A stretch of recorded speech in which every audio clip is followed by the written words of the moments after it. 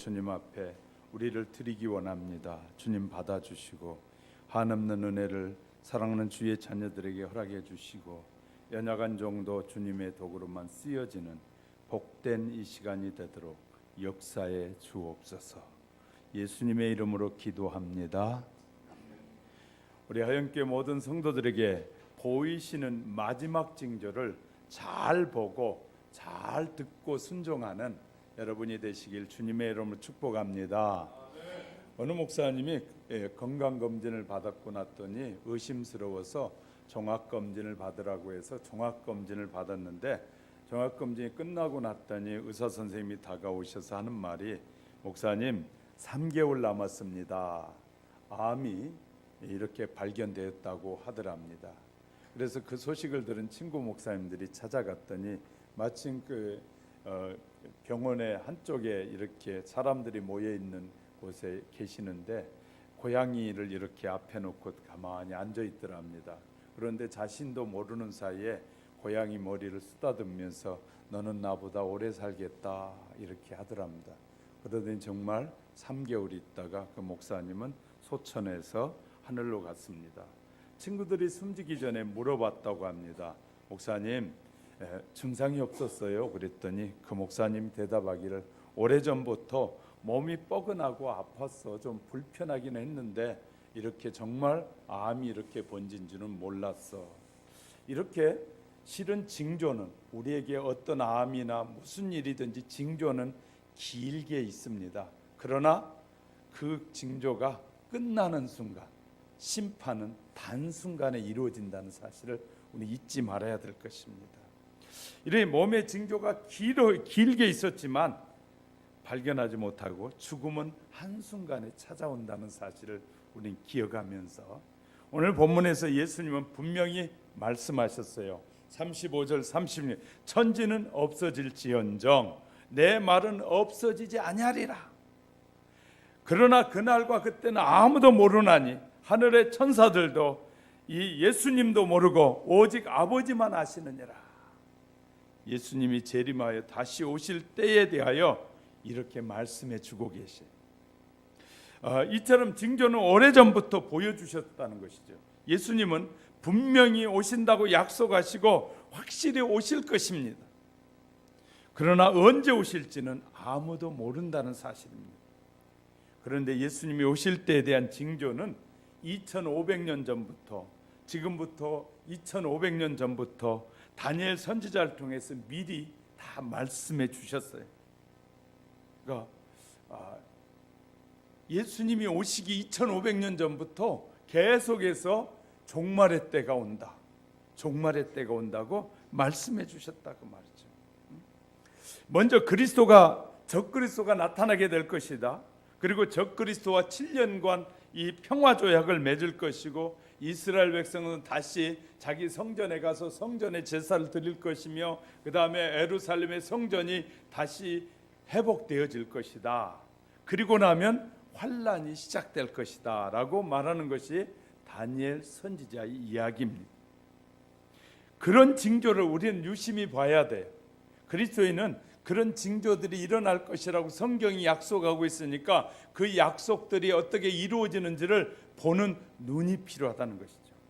예수님 마지막 때 징조를 감람산에서 제자들에게 알려주시기를 오늘 마태복음 24장 특히 3절부터 5절에 보면 예수께서 감람산 위에 앉으셨을 때 제자들이 조용히 와서 이르되 우리에게 이르소서 어느 때 이런 일이 있겠사오며 또 주의 임하심과 세상 끝에는 무슨 징조가 있겠습니까? 그랬더니 예수님이 대답하여 이르시되 너희가 사람의 미혹을 받지 않도록 주의해라.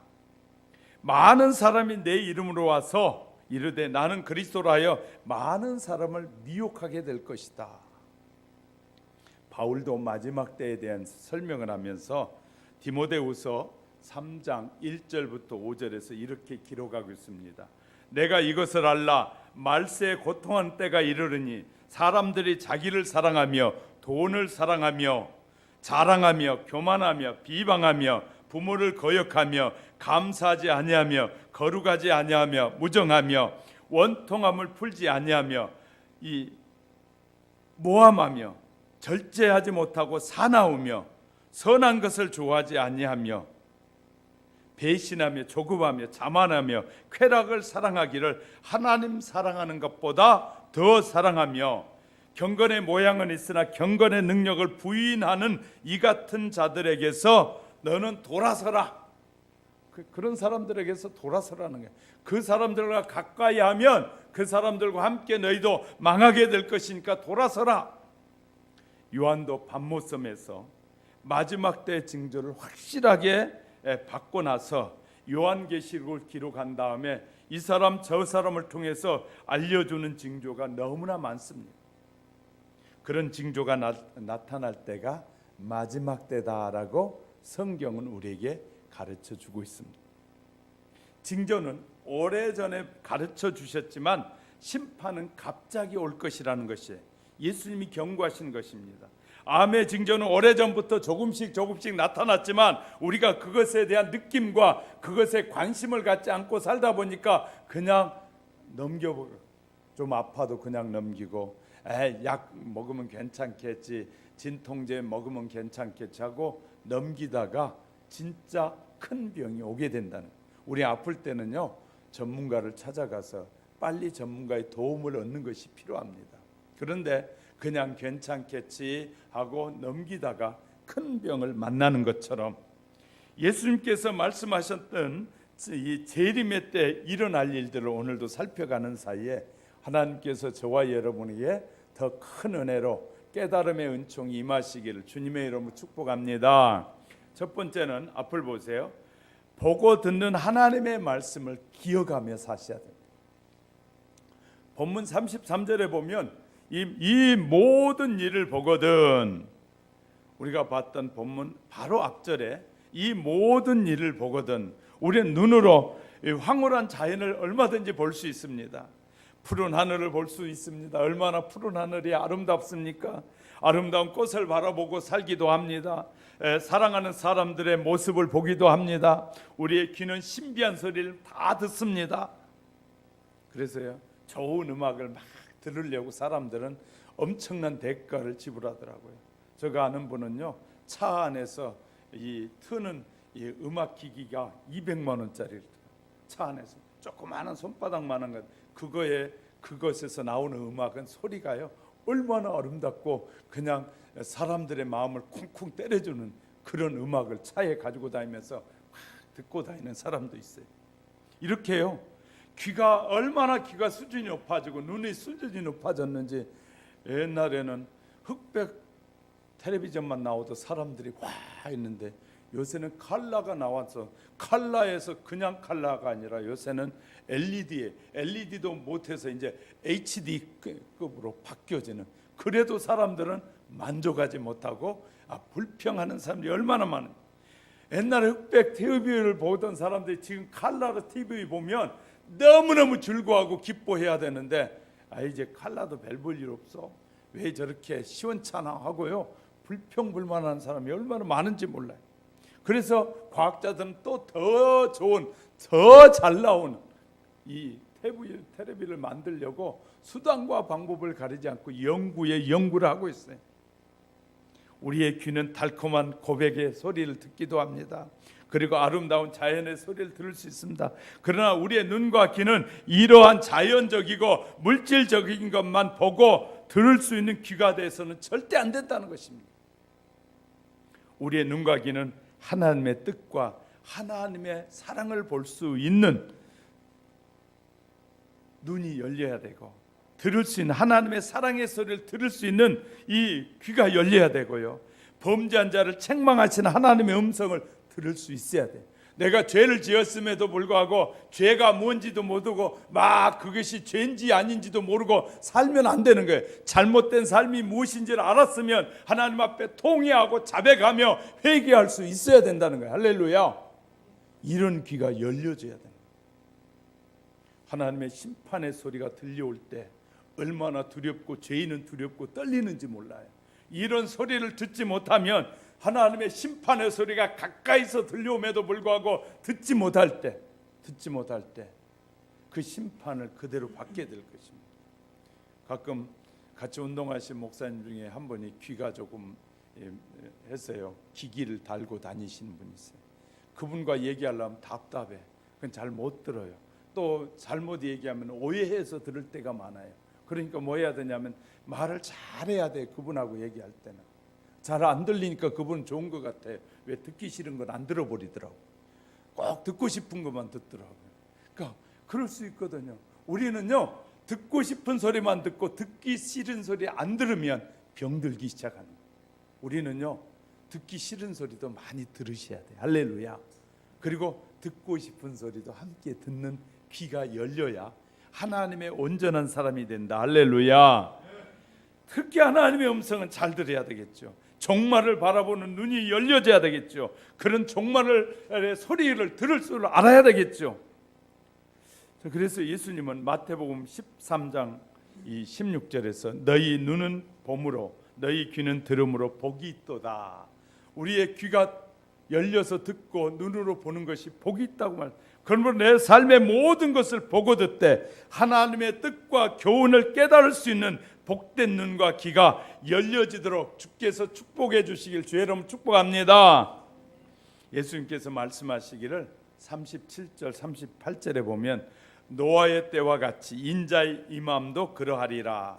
홍수전에 노아가 방주에 들어가던 날까지 사람들이 먹고 마시고 장가들고 시집가고 있으면서 홍수가 나서 그들은 다 멸하기까지 깨닫지 못하였으니 인자의 임함도 이와 같으리라.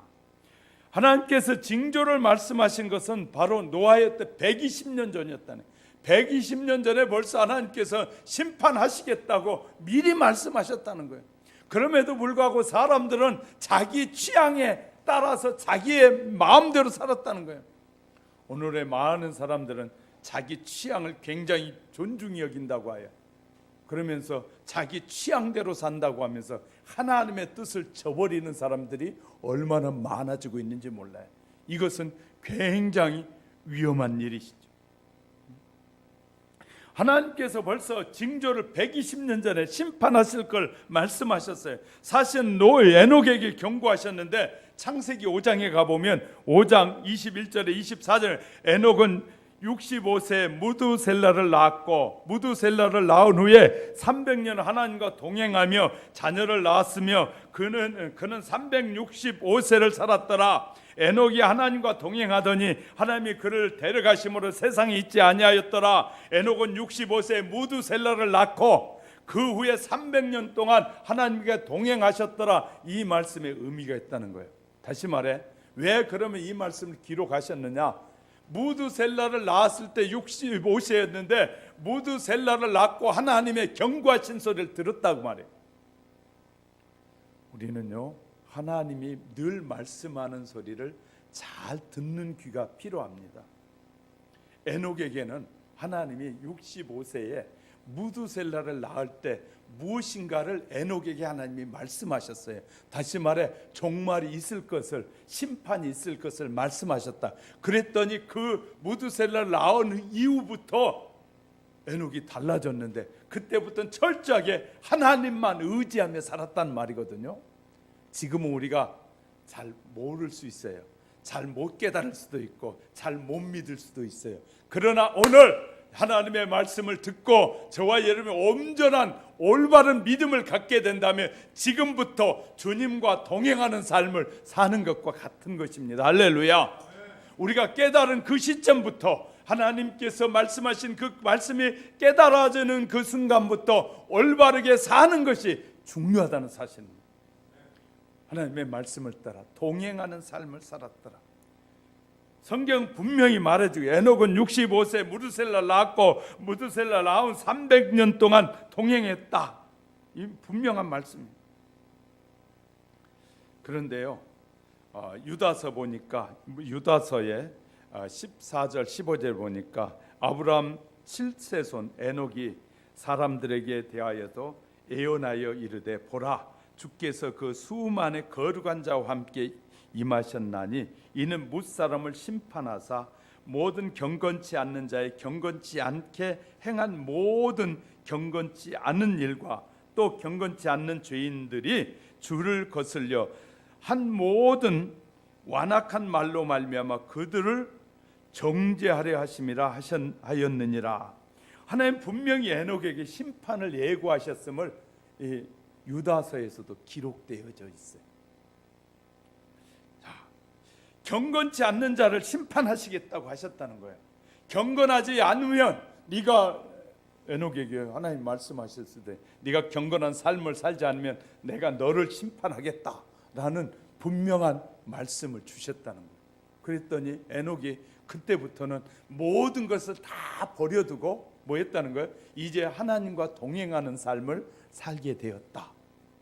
사랑하는 성도 여러분, 하나님께서 저와 여러분을 부르신 것은 이제 너희가 살아갔던 세상적인 방법, 세상에 충하여 세상에 취하여 살지 말고 이제부터 나와 함께 동행하는 삶을 살자고 저와 여러분 부르신 거예요. 할렐루야. 하나님이 우리를 부르신 것은 이제부터 네 세상에 있는 것 좋은 것만 따라가고 그것을 우선순위에다 두지 말고 하나님을 네 마음에 우선주의에다 두고 살아라. 내가 말하는 이 말씀에 네 삶을 중심을 두고 살아라 라고 우리를 부르신 거예요. 징조를 받은 에녹은 하나님과 동행하기 시작하더니 휴거되었다. 죽지 않고. 저와 여러분에게 말씀에 의미하는 바가 큽니다. 에녹과 동시대 사람들은 홍수가 쏟아져 죽는 날까지 시집가고 장가고 즐겁게 지냈어요. 2, 3일 전에 경고가 있었던 것이 아니라 징조는 오래전에 주어졌지만 실행은 심판은 갑자기 찾아왔다는 거예요. 우리 시대도 노아 시대와 소돔과 고모라 시대와 같은 그런 조건 하에 살고 있습니다. 인터넷에 들어가 보면 참 이렇게 타락했을까 할 정도로 타락이 심각한 동영상을 찍어서 막 유튜브에 올려놓은 동영상 보면요, 정말 사람이 개돼지만 또 못할 정도로 타락한 모습을 드러내고 있는 것들이 한두 개가 아니더라고요. 그런 걸 보면서 야, 이렇게 타락한 시대에 우리도 살고 있구나. 우리 주위에 일어나고 있는 일들을 보면요, 어이없는 일이 얼마나 많이 있는지 몰라요. 하나님은 한 사람과 짝을 지어 살게 하셨는데 아내도 남자친구가 있고 남편도 여자친구가 있고 부부 외에 다른 친구를 두고 사는 사람들이 너무 많아가지고요, 어이없어요. 나가보면 저희가 밥 먹으러 가면 여자들이 작업을 걸려고 하는 여자들도 있을 정도로요.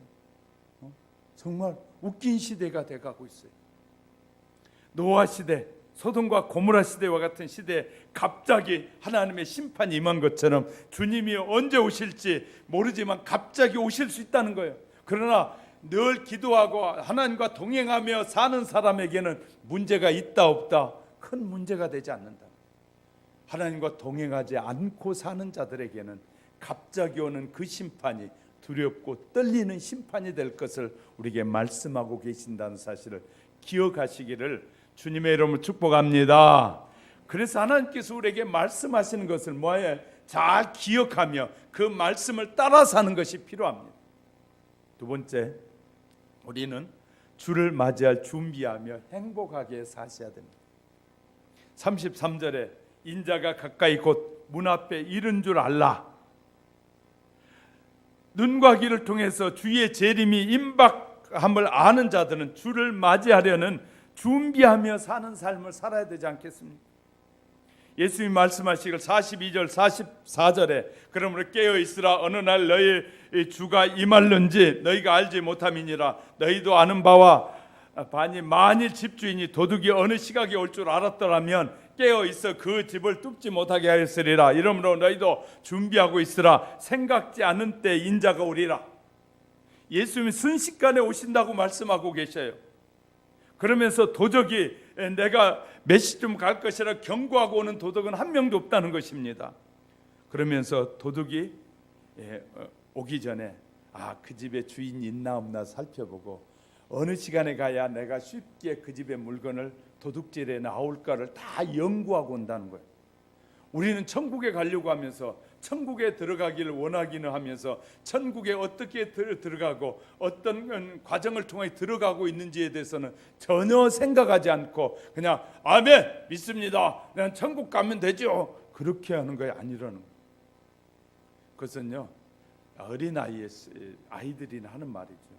저와 여러분은 하나님께서 지혜를 주셨고 지식도 주셨고 말씀을 주셨어요. 어떻게 해야 천국에 들어가는지에 대해서 구체적으로 말씀으로 가르쳐주고 계셔요. 그리고 우리가 이 세상에서 하나님의 자녀가 된다면 어떻게 살아야 믿음이 성장하고 어떻게 살아야 저와 여러분의 믿음이 확고해지는지에 대해서 분명히 가르쳐주고 계셔요. 할렐루야. 이런 것을 다 배제해버리고 믿습니다 갑니다 그거 아니라는 거예요. 그거 아니라는 거예요. 우리는요 하나님이 우리에게 말씀하시고 주의 말씀하신 바를 따라 준비하는 삶이 필요하다는 것입니다. 방심하고 있는 시간에 도둑이 들어오는 것처럼 깨어있는 시간엔 도둑이 오다가도 도망갑니다. 그러나 우리가 방심하고 푹 잠이 들었을 때 도둑이 와서 모든 것을 다 앗아가는 것처럼 여러분 저와 여러분이 방심하고 있는 시간에 주님이 오시는 시간이 될 수 있다는 거 기억하시기 바랍니다. 지금 예수님 두 사건을 얘기하고 있습니다. 먼저 노아 시대의 홍수 사건의 그날과 그때는 아무도 모른다. 징조는 오래전에 주어졌지만 실행은 갑자기 이루어지게 될 것이다. 그래서 두 이야기를 주님은 더하시면서 40절 41절에 그때 두 사람이 밭에 있으며 한 사람 데려가고 한 사람은 버려둠을 당할 것이요 두 여자가 맷돌질을 하고 있으며 한 사람 데려가고 한 사람은 버려둠을 당할 것이다. 두 사람이 밭에 똑같은 모습을 일하고 있었는데 한 사람은 올라가고 한 사람은 남아있는다. 그 자리에 있는 한 사람이 영원한 지옥에 고통을 당할 것이고 두 여인이 맷돌질을 하고 있는데 한 여인은 주님의 영접을 받아 올라감을 당하고 한 사람 그 자리에 남아있다. 천국에 들어갈 준비가 되어 있지 않으면 들어갈 수 없다는 사실입니다. 천국에 들어가기 위해서는 믿음이 준비돼야 되잖아요. 저와 여러분의 믿음, 어떤 환난과 시련 앞에서도 흔들림 없는 그런 믿음이 준비돼요. 예수님은 확실히 말씀하시길 42절에 깨어 있으라, 44절에 준비하고 있으라, 생각지도 않을 때 인자가 오리라. 그렇게 주의 재림을 준비하는 삶을 살라고 저와 여러분의 분명하게 말씀하신 줄 믿으시기 바랍니다. 주의 재림을 기다리는 삶은 깨어 근신하는 삶이라는 거예요. 깨어 근신하는. 언제 다시 오실지 주님은 재림을 기다리면서 항상 깨어 자신을 살피고 살아가는 생활, 그것이 바로 하나님의 심판을 면하는 길이다라고 말씀하셔요. 우리는 세속에 물들지 말아야 됩니다. 우리는 세속에 자꾸 유혹을 받아요. 세속의 유혹을 받아요. 은혜를 많이 받았을 때는 예배가 신나고 좋아요. 은혜를 많이 받고 이 기도원이나 또 말씀을 읽다가 기도하다가 은혜를 많이 받아봐요. 예배가 너무 좋고 좋을 필요도 없어요. 왜? 하나님의 말씀이 꿀송이와 같이 달게 느껴진다. 근데 어느 날부턴가 말씀이 잘 안 들리기 시작해. 왜? 재미가 없어. 빨리 끝나고 친구 만나러 가야지. 빨리 끝나고 어디 가야지. 어디 가면 맛있는 음식이 지금 유혹하고 있는 거예요. 그러니까 빨리 끝나고 가서 뭐 해야지. 그 뭐 하고 싶어하는 그 마음이 내게 일어나므로 하나님의 은혜의 자리에서 떠나고 싶은 거예요. 저와 여러분요, 은혜의 자리에서 떠나고 싶고 예배 드리기보다는 딴 것을 하고 싶은 마음이 들거든. 여러분 지금 시험을 받고 있는 거예요. 유혹을 받고 있는 것이. 왜? 하나님 앞에 나와 있는 것이 가장 복되다고 말해. 하나님을 섬기는 자는 하나님 앞에 예배드리고 찬송하고 기도하면서 하나님과 동행하는 이 시간이, 예배하는 이 시간은 그냥 받은 것이 아니라 천사들의 이 찬양과 함께 이 하나님께서 영광을 받으신 이 예배, 이 엄청난 예배 시간에 우리가 그것을 잃어버리고 있다면, 하나님이 지금 보좌에서 우리가 드린 예배를 받을 수 있다는 사실을 잊어버리면, 그러니까 하나님께 예배 드리는 거 재미가 없어진다. 여러분 세상에서 자꾸 유혹을 받고 있는 것입니다. 신앙의 순수성을 지키면서 경건한 생활을 유지하는 삶은 바로 주님의 재림을 준비하는 것입니다. 언제 올지 모르는데 내가 지금 유혹을 받아서 나가서 딴짓을 하고 있는 시간에 예수님이 오시면 어떡할 거예요? 부끄러운 구원을 받을 것이에요. 잘못하면 구원의 자리에 이르지도 못할 수 있단 말이에요. 그래서 우리는 늘 언제 오실지 모르지만 주님이 오시면 주님 앞에 갈 준비하며 사는 생활을 해야 된다. 할렐루야. 두 번째는 주의 재림을 준비하는 삶은 그의 교훈을 지키며 사는 것이에요. 주의 재림을 대망하는 삶은 모든 생활을 포기하고 산속에 들어가서 은신하며 사는 것이 아니라 주의 그 계명의 말씀은 우리의 삶에서 그 말씀대로 사는 게 복잡하고 힘들고 말씀대로 살려고 하다 보면 어려움도 있을 수 있고 그렇지만 그 주님의 재림을 사모하면서 그 교훈의 말씀을 따라 사는 삶이 바로 주의 재림을 준비하는 삶이다. 할렐루야. 세 번째, 주의 재림을 대망하는 삶은 사랑을 나누며 사는 삶입니다. 주가 재림하신다는 것은 심판이 임한다는 말이거든요. 심판이 있다는 거예요. 때문에 주의 재림 시에는 양과 염소가 분리에 대해 따르게 되는 것처럼 이렇게 나눠져. 분리의 기준이 무엇입니까? 바로 사랑을 하고 있는 저와 여러분이 하나님이 우리에게 하나님을 사랑하고 내 이웃을 내 몸과 같이 사랑하시라는 그 사랑을 우리가 실천하고 있느냐는 거예요. 할렐루야. 사랑을 실천하는 것이 중요한 것이죠. 얼마나 사랑을 실천하면서 우리가 그리스도의 자녀가 되는 것이 아니라 사탄의 자녀가 될 수 있다는 것이 바로 이 사랑을 실천하느냐에 달려있다는 것입니다. 그러면 진실로 그리스도의 재림을 대망하는 자는 사랑을 나누며 사는 사람, 믿음으로 사랑한 성도는 서로 소중하게 여기고 불쌍히 여기고 필요를 따라 도와주면서 인내의 성실한 삶을 사는 것이 바로 준비하는 삶이다. 할렐루야. 그래서 신앙생활은 어떤 의미에서 인내가 꼭 필요합니다. 잘 견디면서 기다려야 돼. 세 번째 보겠습니다. 한번 크게 한번 같이 읽어보겠습니다. 시작. 영원함을 위해 일시적인 것을 버립시다. 자, 35절에 천지는 없어지겠으나 예수님의 말씀은 영원히 없어지지 않는다는 것입니다. 그리고 한 가지 인상 깊은 얘기를 주셨는데 부자였던 이 주인이 멀리 그리고 오랫동안 집을 떠나면서 종들에게 뭔가를 말하기 참 내 가족들과 동료들을 잘 먹이고 잘 입히고 잘 살게 도와주고 나를 기다리라 그리고 가게 됩니다. 그 종은 주인이 언제 올지 모르니 충성스럽게 일하고 항상 준비하고 살아야 된다는 거예요. 예수님 말씀하시기를 깨어 있으라, 준비하고 있으라, 생각지도 않을 때 인자가 오리라. 이 세 가지의 이 말씀을 마음에 두고 살아야 됩니다. 만일 주인이 더디 오실 것이라고 생각하고 동료들을 때리고 이 집안 식구들에게 밥을 제대로 주지 않고 자기가 하고 싶은 거 먹고 지금 가서 술집에 앉아 술을 마시고 있는 사이에 주인이 오면 그 종은 뭐 하게 돼? 주인으로부터 매를 맞든지 그렇지 않으면 그 자리에서 쫓겨나게 될 것이라는 거 아니죠.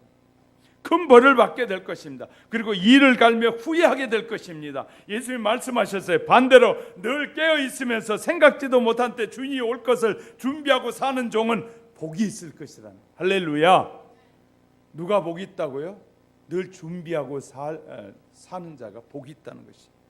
사실 예수님이 말씀하실 때 마태복음에서는 노새 이야기가 빠져 있습니다. 누가복음에 가보면 이 누가복음에는 뭐라고 17장 27절에 노아 얘기를 하시고 나서 이어서 28절부터 30에 노새 이야기를 합니다. 노새 때와 같으니 사람들이 먹고 마시고 살고 사고 팔고 짐을 싣고 집을 짓고 막 소돔과 고모라의 때처럼 그렇게 살아갈 때 하나님의 심판이 임한 것처럼 소돔과 고모라 땅이 매우 음란했습니다. 사람들의 마음이 더러워지고 땅이 더러워지고 더러운 땅은 하나님은 심판하시는 분이에요. 서울이 심판의 대상이 되고 싶어서 서울시장은 서울을 음란의 도시로 만들려고 하잖아요. 그런데도 여러분이 서울을 위해서 기도하지 않겠습니까? 동성연애자들이 마음껏 퍼레이드를 하라고 시장이 허가 내주고 거기에서 도와주면서 이 도시를 이 음란의 도시로 만들려고 하는데 그 성도들이 기도하지 않고, 내가 서울에 살면서 서울을 위해서 기도하지 않고 이 민족을 위해서 기도하지 않으면서 어떻게 하나님의 자녀답게 살겠느냐 그 말. 우리는요, 이런 심판이 임하기 전에 뭐 해야 돼? 기도하셔야 돼. 곧 불이 떨어져 죽게 될 텐데 마셨습니다. 불이 떨어지고 있는데 집은 사고 팔입니다. 곧 죽을 텐데 집은 사고 팔아서 뭐합니까? 주님은 현대를 살아가 우리에게 강조하여 말씀해 주고 계십니다. 징조가 주어졌고 비슷한 일이 계속 반복될 것이라. 그러나 실행될 때는 잔인한 심판이 파도처럼 밀려오게 될 것이라는. 그래서 깨어 있으라, 준비하고 있으라, 생각지도 않을 때 인자가 오리라고 말씀하시는 거예요. 자, 물질과 육체는 유한한 것입니다. 물질은 일시적인 것이고 육체는 유한한 것입니다. 우리들이 존재하고 소유하고 있는 것들은 영원한 것이 아무것도 없습니다. 우리가 잡았다고 생각하는 순간 어느덧 우리의 손에서 빠져나가 있습니다. 그럼 물질과 육체는 영원히 소유할 수 있다고 생각하는 사람은 햇빛과 이 허무하게 사라질 것을 이슬을 모아두고 이것은 내 것이다라고 말하는 것이에요. 햇빛을 모아두고 이슬을 모아들고 이것은 내 것이야라고 말하는 사람은 어리석은 것입니다. 우리는 영원한 것을 위해서 물질을 사용할 수 있어야 됩니다. 아니, 어떤 면에서 하나님께서 우리에게 물질을 허락해 주신 것은 영원한 것을 준비하라고 주신 것이에요. 할렐루야. 우리가요, 부지런히 일하고 수고하여 얻은 것들을 통하여 영원한 것을 준비하는 지혜가 있어야 돼요. 할렐루야. 그러라고 하나님이 우리에게 주신 것이에요. 영원한 것을 잃어버리고 일시적인 만족과 그것의 흥에 빠져 살라고 우리에게 주신 것이 아니라 영원한 것을 준비하라고 주시는 것이다. 두 번째는 일시적인 것에 집착하지 말아야 될 것입니다. 잠깐 동안만 존재하다가 사라질 것에 이 결코 영원한 것이 되지 못하는 것들이 주위에 얼마나 많은지 모릅니다. 사기꾼들은 사기를 치면요, 일시적인 만족을 누리지만 그 다음부터는 긴 세월 어디 가야 되는 깜빵에 가서 살아야 돼요. 대가를 치러야 되니까. 그래서 조심해야 된다는 것이에요. 성도들이 일시적인 것에 의지하는 자는 그것이 쓰러질 때 동시에 그 모든 계획과 함께 무너져 내리는 것입니다. 마치 모래 위에 세운 집이 어이없이 무너져 내리는 것처럼 물질과 육체에 대한 신뢰는 그로 하여금 돌이킬 수 없는 실망과 절망을 안겨다 주는 것입니다.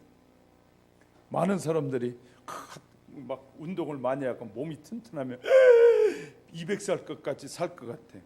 그런데 그 다음 날 죽어버려. 절대 운동 많이 했다고 오래 사는 거 아니고요, 건강하게 사는 것뿐이지.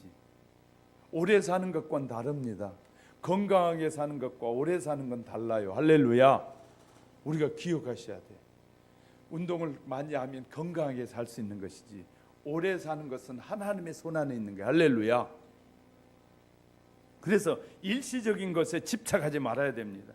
영원한 것을 사모하는 성도가 되어야 됩니다. 주님의 말씀은 영원합니다. 하나님의 약속은 영원합니다. 하나님이 우리에게 주신 모든 약속은 영원합니다. 그러므로 우리는 영원한 것에 우리는 관심을 가지고 하나님의 가르침은 곧 우리를 영원한 곳으로 인도하는 안내자이기도 합니다. 그러므로 주의 말씀은 우리를 결코 흔들지 않고 소멸되지 않는 영원한 빛의 세계로 인도하는 인도자이기도 합니다. 그래서 우리는 영원한 하나님의 말씀에 귀를 기울이셔야 돼요. 자, 절 보세요. 2014년 4월 16일 날 무슨 일이 일어났는 줄 아십니까? 벌써 2년밖에 안 지난 벌써 잊어버려요. 세월호 사건이 있었잖아요. 세월호의 배가 파손되면서 청소년들의 생명이, 아까운 생명들이 많이 죽임을 당했어요. 그런데 그날 절 보세요. 그날 인천항에서 배를 타는 사람들이 이 세월호 배를 타면서 지금 가다가 진도 앞바다에서 빠져 죽으리라고 한 사람도 모르는 거예요. 세상에 한 사람도. 그 사건이 있고 난 후에, 세월호 사건이 있고 난 다음에 얼마 지나지 않아서 이 임병장이 사건이 일어났는데 상관이 하도 왕따를 시킨다고 구타하니까 총으로 5명을 쏘아 죽인 사건이 있었어요. 그런 아침에 일어나면서 군인이 야 오늘 총에 맞아 나 죽으리라고 생각한 사람이 있었을까요? 없었을까요? 하나도 없었던. 자기가 얼마 있지 않아서 총에 맞아서 이 옆에 이 군인의 총에 맞아서 죽으리라고는 생각하지도 않았다는 거예요. 생각하지 않은 순간에 모든 일이 일어나는 것처럼 주님의 재림도 그와 같이 일어날 것을 우리에게 말씀하고 계십니다. 수많은 사람들이 기대하는 영원한 세상은 예수 그리스도를 떠나서는 절대로 생각할 수 없습니다. 할렐루야. 예수 그리스도를 떠나서는 영원한 세상은 우리가 기대할 수도 없고 바라볼 수도 없는 세계입니다. 그러므로 예수 그리스도를 믿지 않고는, 그분이 우리에게 주신 약속의 말씀을 따라 살지 않고는 그의 나라에 들어갈 수 없기 때문에 우리는 주의 말씀을 따라 사는 삶을 늘 준비하며 사는, 재림을 준비하며 사는 지혜가 저와 여러분에게 있어지길 주의 이름 축복합니다. 이제 말씀을 정리하려고 합니다. 본문의 말세에 일어날 모든 징조에 대해서 말씀하신 예수님께서 이 모든 일이 이루어지기 전에 자신이 속히 재림할 것을 선언해 주시는 말씀이기도 합니다. 우리는 늘 기도하기를 마지막 징조를 바라보는 눈을 열어주소서. 기도가 필요해요. 자, 마지막 때에 일어날 그런 징조를 보는 눈이 열려야 되고, 마지막 때에 일어날 징조의 역사를 듣는 귀가 열리셔야 됩니다. 그 일을 위해서 여러분이 끊임없이 기도하셔야 돼. 자꾸 들으려고 하면 들려지는 것처럼, 보려고 하면 보여지는 것처럼, 하나님은요 우리가 자꾸 보려고 기도하면 우리에게 보여주시고요, 우리가 마지막 때를 들으려고 자꾸 귀를 열면요 하나님 마지막 때를 뭐 해줘요? 들려주셔요. 할렐루야. 저와 여러분이 이렇게 주님 앞에 늘 끊임없이 마지막을 준비하며 살아가는 우리 하영교회 성도 여러분이 되시기를 주님의 이름으로 축복합니다. 축복합니다. 노아의 때가 됐을 때 가서요 일주일 금식하고 올게요. 금식할 시간도 없고 옷을 갈아입을 시간도 없었고요, 가서요 화장하고 올게 그럴 시간도 없었어요. 이 심판이 임할 때는요 아무것도 없이 한순간에 임한다는 거예요. 그런 것처럼 저와 여러분의 삶이 늘 마지막 때를 준비하면서 날마다 깨어 준비하고 살아가는 우리 하영교회 성도 여러분이 되시기를 주님의 이름으로 축복합니다. 기도하겠습니다. 참 좋으신 하나님 은혜를 감사합니다. 늘 우리는 마지막 때를 준비하며 사는 지혜로운 청지기들이 되도록 도와주시옵소서. 수많은 영혼을 살리고 일으켜내도록 도와주시고 우리의 삶의 여정을 늘 준비하여 하나님 앞에 서기에 조금도 부족함이 없고 하나님 앞에 섰을 때 잘했다 칭찬받는 하나님의 사람들이 되도록 복의 복을 더하여 주시옵소서. 우리를 구원해 주신 예수님의 이름으로 기도합니다. 아멘. 우리 찬송가 175장 부르시면서 준비한 예물을 하나님께 드리겠습니다.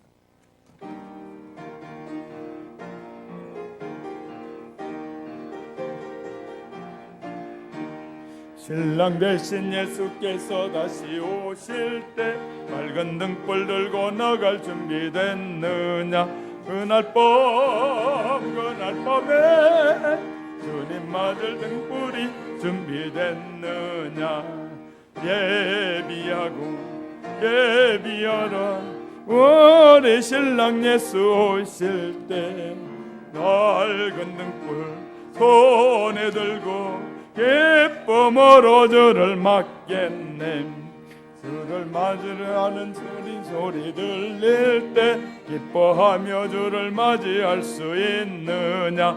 그날 밤에 주님 맞을 준비됐느냐.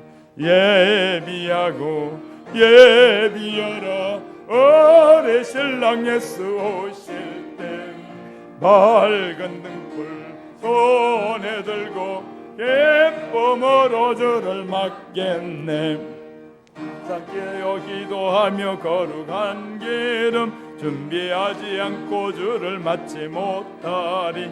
그날 밤에 주님 맞을 등불이 준비됐느냐. 예비하라 오래 신랑 다시 오실 때 밝은 등불 손에 들고 예쁨으로 주를 맞겠네. 그날 밤에 영화로운 오는 잔치에 기뻐하며 할렐루야 찬송 부르리. 그날 밤에 주님 맞을 등불이 준비됐느냐. 예비하라 오래 신랑 예수 오실 때 밝은 등불 손에 들고 예쁨으로 주를 맞겠네. 주정예물 하나님 앞에 드렸습니다. 1,000번째 감사예물 드렸고요. 생일 감사예물 드렸습니다. 뿐만 아니라 선교예물, 건축예물, 11조예물 하나님 앞에 드렸습니다. 기도하겠습니다.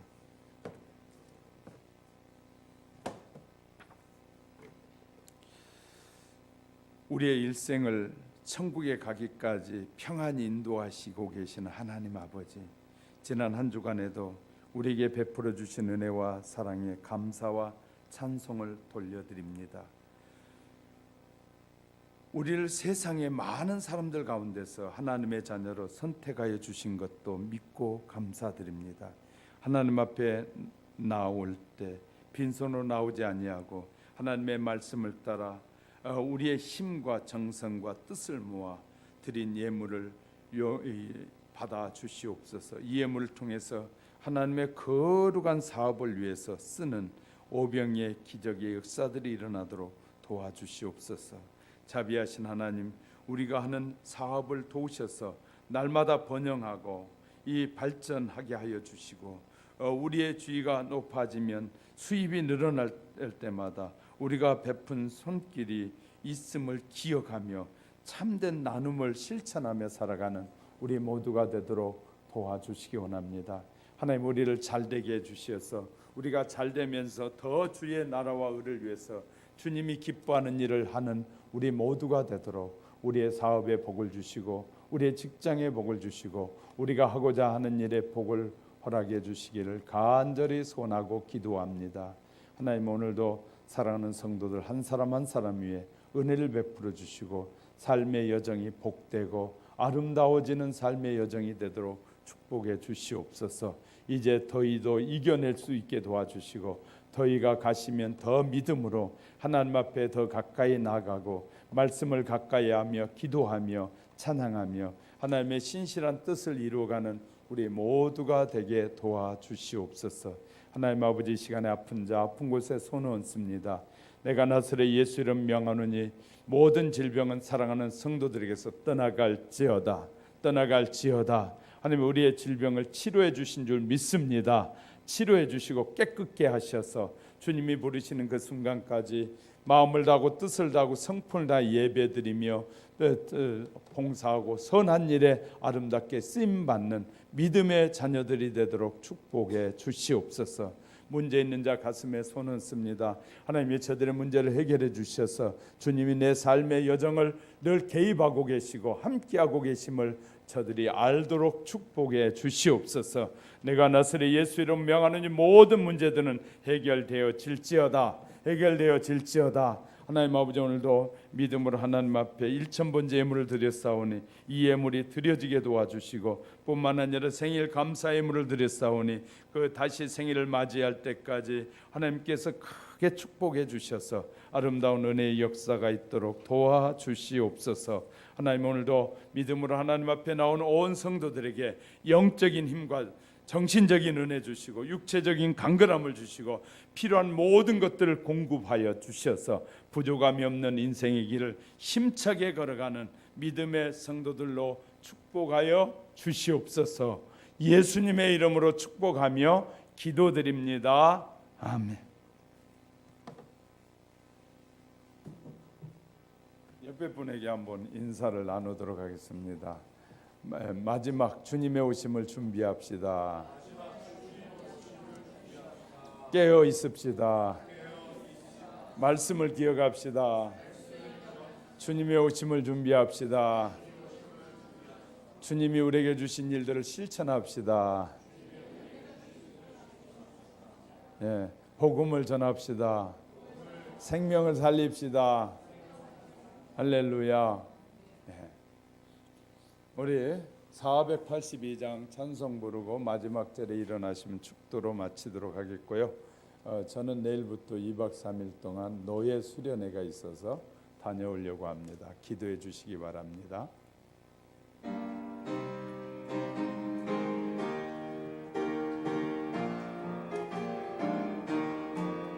참 즐거운 노래를 높이 불러서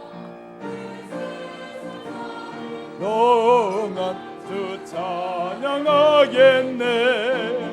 복주실 산에 올라 멀리 바라보니 건너갈 요단 넌 뚜렷이 보이네.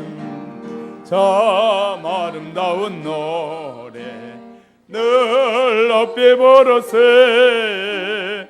하늘의 소망 주신 주 찬양하여라.